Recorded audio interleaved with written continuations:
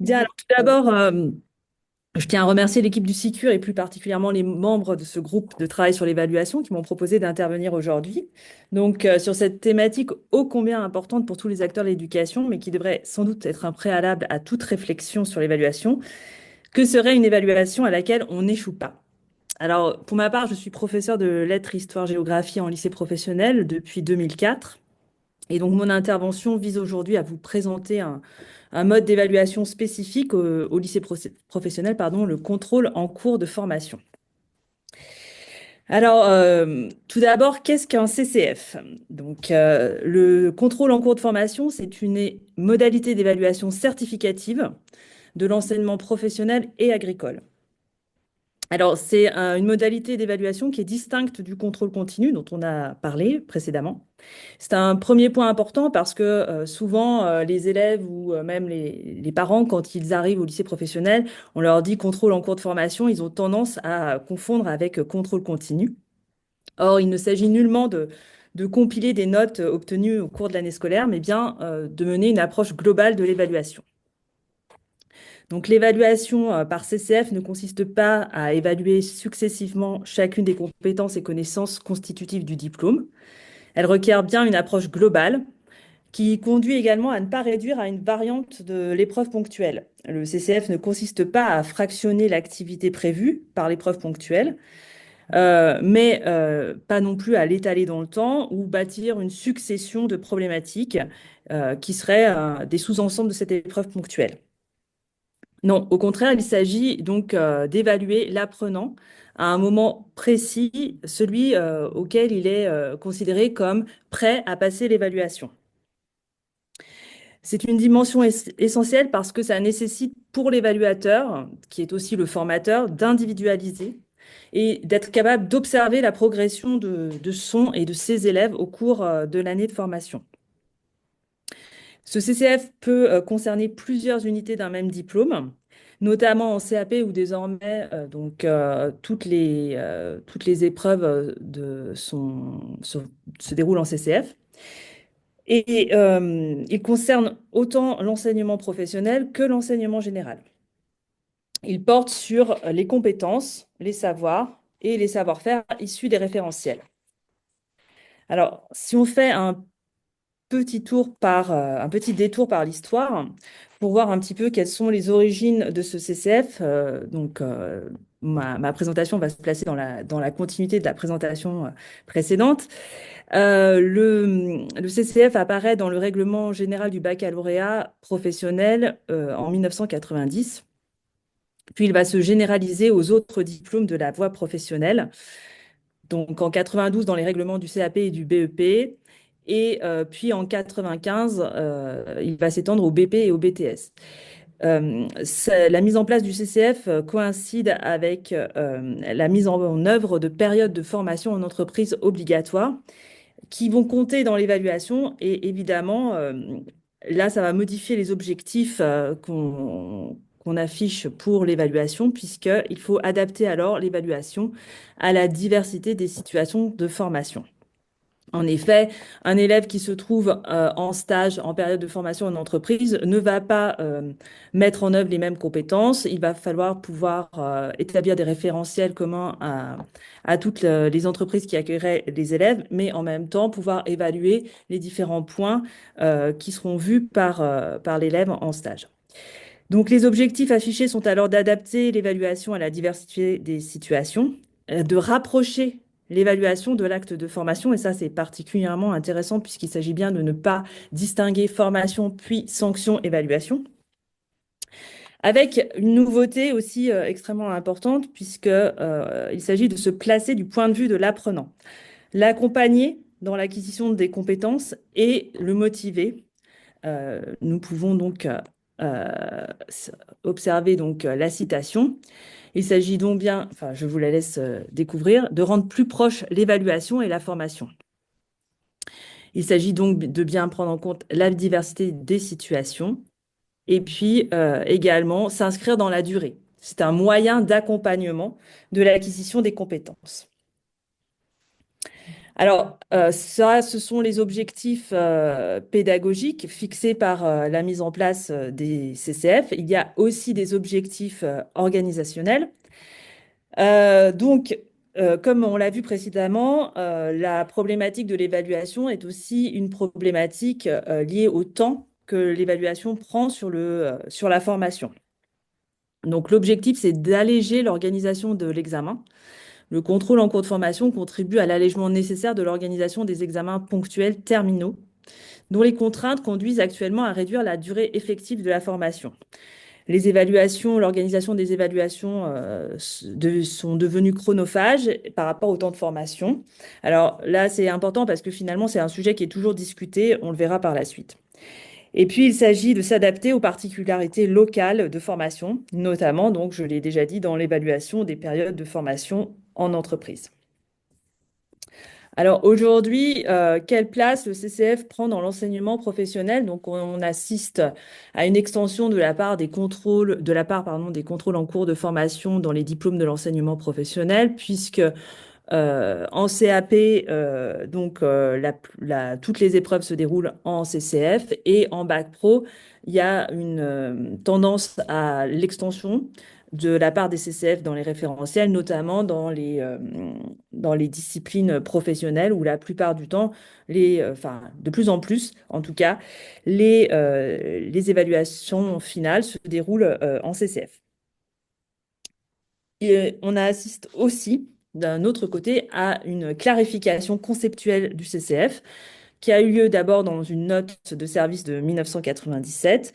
Il s'agit maintenant donc clairement de bien connaître ce qui est attendu dans les contrôles en cours de formation. Il ne s'agit pas, étant donné que c'est le formateur qui produit l'évaluation, il ne peut pas faire ce qu'il veut. Les CCF sont cadrés par un référentiel et la mise en œuvre est édictée au niveau national par des notes de service. Alors, faisons un petit détour sur ce qu'en disent les enseignants et ce qu'ils en pensent, avec d'un côté les limites et les atouts. Alors, je commencerai par les limites, puisque bon, très tôt, elles ont été pointées lors de la mise en œuvre des CCF et qu'elles restent toujours les principaux points d'achoppement à la reconnaissance de la pertinence de cette modalité d'évaluation. D'abord, les enseignants dénoncent souvent une surcharge administrative puisque l'organisation des épreuves repose sur des équipes pédagogiques. Alors, en effet, le CCF n'a pas forcément résolu la question de l'allègement des temps de formation, avec un biais qui pourrait être de transformer le temps de formation en temps de préparation au CCF.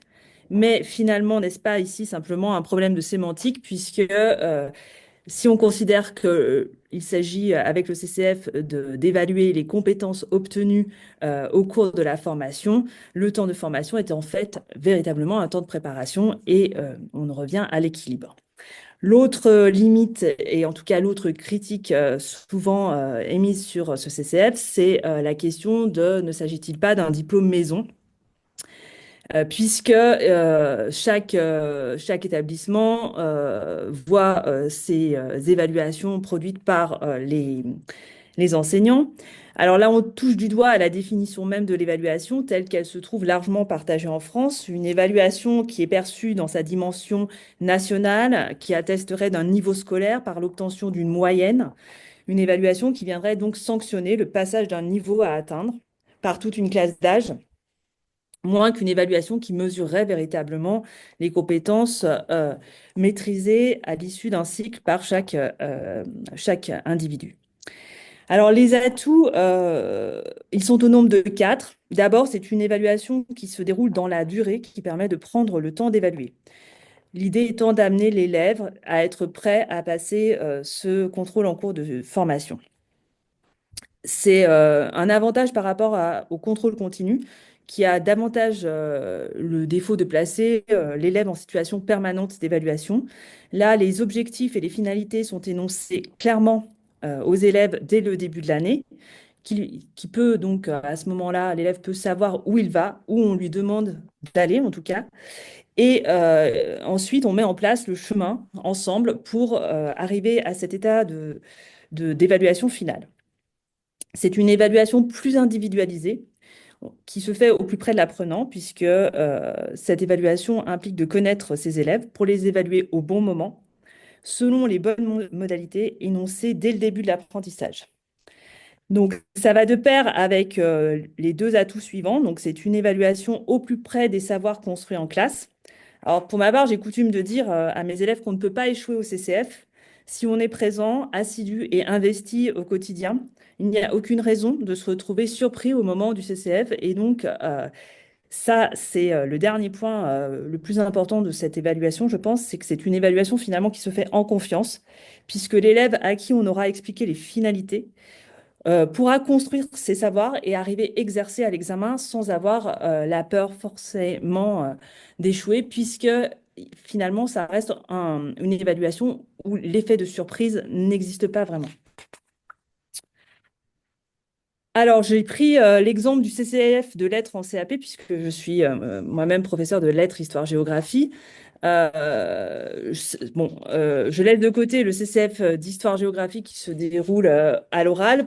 C'est plus l'idée de faire un focus sur l'exemple du CCF de lettres. Donc, ce CCF de lettres, les modalités ont évolué au cours du temps. Jusqu'en 2019, date donc de la transformation de la voie professionnelle.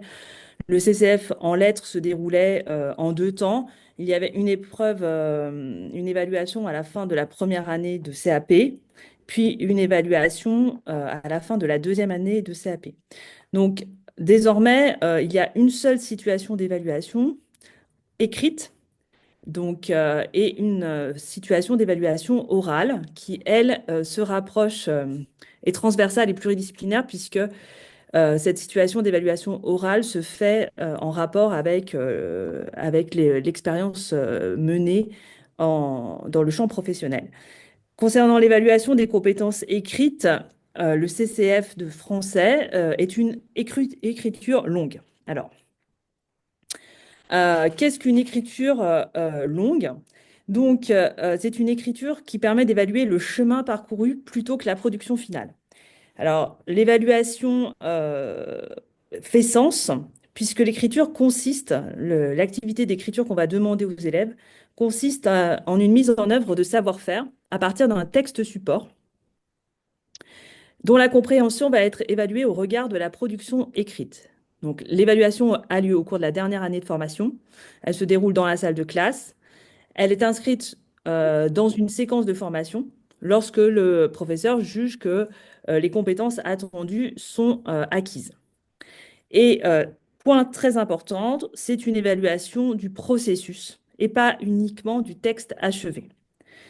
Et ça, c'est important dans ce CCF de lettres. Et c'est en cela que c'est peut-être un peu novateur. En tout cas, ça permet de s'interroger donc sur la qualité de ces CCF. Donc, l'objectif d'une production écrite aboutie qui prend en considération tout au long du processus la compréhension du texte ou du corpus servant de support à la tâche écrite, la pertinence de l'écrit passant par la justesse des liens qu'il entretient avec ses sources. Et ce qui est précieux ici, c'est qu'on ne va pas, comme traditionnellement, évaluer la compréhension des élèves par un texte, des questions sur le texte. Non, c'est justement par la qualité de sa production écrite que l'évaluateur va mesurer la compréhension du texte support qui a été donné à l'élève. Alors, c'est aussi une écriture donc longue, c'est-à-dire qu'elle se déroule en trois temps. Donc, lors du premier jet, les élèves font un premier jet d'écriture, hein, qui est une réponse à la consigne demandée et dans laquelle on peut évaluer la compréhension du texte support. À l'issue de ce premier texte, l'évaluateur formateur va corriger le premier jet et apporter des consignes de remédiation individuelles à chaque élève et en même temps va préparer une remédiation collective pour des points qui seraient plus partagés, des points de difficulté plus partagés par l'ensemble du groupe. Et dans un deuxième temps, l'élève va pouvoir revenir sur son premier travail, réécrire avec en appui les supports, avec le support donc à la fois des commentaires fournis individuellement, mais aussi en support la séance de remédiation collective. Et enfin, a lieu un dernier jet d'écriture qui est davantage une mise en forme du texte, souvent sous format numérique. C'est une évaluation donc qui fait sens puisque les finalités sont énoncées dès le début de la séquence de formation et que l'apprenant est placé en situation d'acteur de son savoir. La remédiation est un outil précieux parce que cette remédiation permet souvent de débloquer la peur d'écrire, puisque l'apprenant est conscient de la possibilité de pouvoir revenir sur son travail avec un soutien individualisé et collectif de l'enseignant, que l'enseignant aura construit à partir des propres erreurs individuelles de chacun. L'accent est bien mis sur le deuxième jet, puisqu'en fait, à l'issue de ces 3 jets d'écriture, il y a une notation qui est produite, et c'est le deuxième jet qui fait l'objet du taux de notation le plus élevé. Il y a donc une volonté de mettre en valeur l'acte de réussir. Alors, pour conclure, enfin non, j'ai je vous montre l'avant-dernière diapo sur laquelle je me suis attardée tout de suite. Pour conclure, donc, le CCF n'est-il pas une étape vers une autre approche de l'acte d'évaluer? Alors, 4 points de réflexion. D'abord, si l'esprit du texte qui instaure le CCF fait clairement pencher l'acte d'évaluer vers une approche plus individualisée, axée sur l'acte d'apprendre et la progression, la pratique demeure ancrée dans une évaluation classique dont la finalité est l'obtention d'un diplôme validé par une moyenne. En effet, les CCF restent malgré tout notés sur 20 et c'est ensuite la somme de ces CCF qui va produire une moyenne. Les compétences évaluées sont donc transformées en notes chiffrées finales, donc on reste quand même dans une évaluation. Ce contrôle porte toujours le nom d'évaluation et est donc perçu encore comme tel par les élèves, à qui on va présenter encore trop souvent cette évaluation comme certificative et finale. Et élèves qui par ailleurs s'inscrivent dans un cursus scolaire qui a toujours présenté l'évaluation comme un aboutissement plutôt qu'un processus, donc il est difficile de se détacher des habitudes. Donc évidemment, on peut indéniablement dire que c'est un outil précieux à la construction de nouvelles manières d'aborder la maîtrise des savoirs. Donc une maîtrise des savoirs qui est plus tournée vers la réussite, mais encore faut-il changer les mentalités. Je vous remercie. Merci beaucoup à vous deux. Je crois qu'on peut retenir transparence, confiance euh, et évidemment évaluation auxquelles théoriquement on n'est pas amené à échouer puisqu'elles sont préparées tout au long des apprentissages. Il n'y a pas, je crois, de questions dans le chat, mais on a des questions ici de la part d'Yves Zarka. J'ai deux questions. La première, plutôt pour Françoise Giraud, et la deuxième, plutôt pour Christelle Bayon, mais bon, elles peuvent aussi. Voilà. Françoise, tu as souligné au début de ton intervention l'idée que le système que tu nous as présenté dans les années 70 était mis en place dans le souci de simplifier. Et tu nous dis à la fin, un des facteurs de rejet de la part des enseignants, en dehors de la raison officielle du baccalauréat professionnel en 85 qui a fait mourir ce dispositif, c'était que les enseignants trouvaient ça trop compliqué. Alors j'ai l'impression qu'il y a un paradoxe, puisqu'on voulait simplifier, et les enseignants trouvaient que c'était compliqué. Est-ce que tu peux un peu nous éclairer là-dessus? Oui, tout à fait. C'est parce que c'est pas les mêmes qui trouvaient que c'était compliqué. Le ministre, les inspecteurs d'académie trouvaient que c'était compliqué parce que les enseignants étaient sortis de leur classe très souvent pour construire euh, les différents sujets des différents diplômes. Et alors on se quand on est dans l'enseignement professionnel aujourd'hui, on se rend pas compte de ce que c'était que de préparer les sujets, même en enseignement général. Moi, quand je suis revenue dans l'académie de Versailles, je pilotais 72 enfin, des commissions d'examen qui auraient dû être 72. En fait, dans une salle, il y avait des petits groupes de travail qui fabriquaient des épreuves. Mais tous les CAP avaient, dans chaque académie, leur épreuve. Donc, c'était ça qui était compliqué. Donc, Alain Elie et les professeurs d'école normale ont inventé quelque chose qui était beaucoup plus intéressant pédagogiquement, mais qui ne simplifiait pas en termes d'absence, parce que les professeurs devaient se réunir pour se concerter, pour qu'il y ait quand même une homogénéisation. On pouvait pas, le travail sur le référentiel au départ était très étrange dans les années 70-80. Et donc, il fallait vraiment un accompagnement. Et le passage des 13 équipes expérimentales aux 200 personnes, aux 200 équipes rentrées dans l'extension, ne, n'ayant pas été accompagnées de la même façon, le savoir-faire s'est perdu et ça, c'est devenu absolument insupportable pour de nombreux enseignants qui n'avaient pas choisi, qui n'étaient pas informés et qui étaient mal formés.